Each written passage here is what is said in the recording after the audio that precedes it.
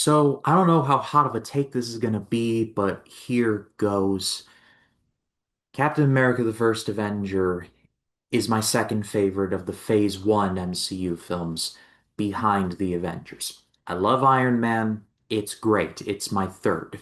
But for some reason, I've always loved Captain America: The First Avenger more. As we go throughout the MCU project, you'll quickly realize that I love Captain America, and of his solo movies, his quality is the most consistent.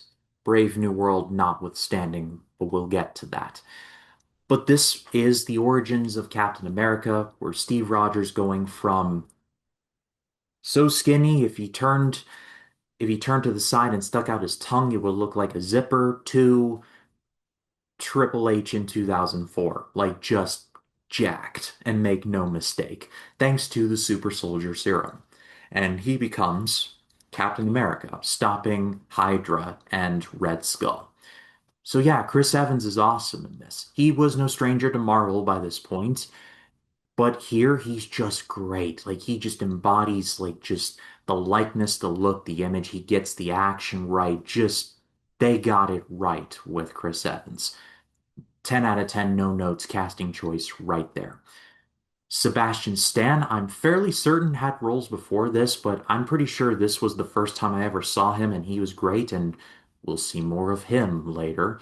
Tommy Lee Jones is good in his brief role. I guess if you need a grumpy army guy, you either get Harrison Ford or Tommy Lee Jones.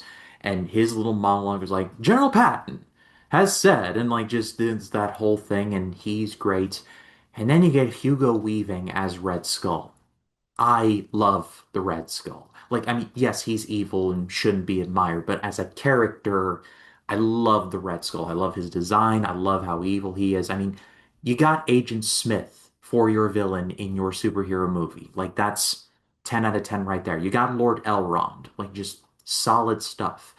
His design, I mean, if you look at that Red Skull, you're like, that's definitely Red Skull, all right. And just he feels genuinely terrifying in this. Like even when he's got the face mask on and he looks like Hugo Weaving, he still has the charisma of you are not going to mess with this guy.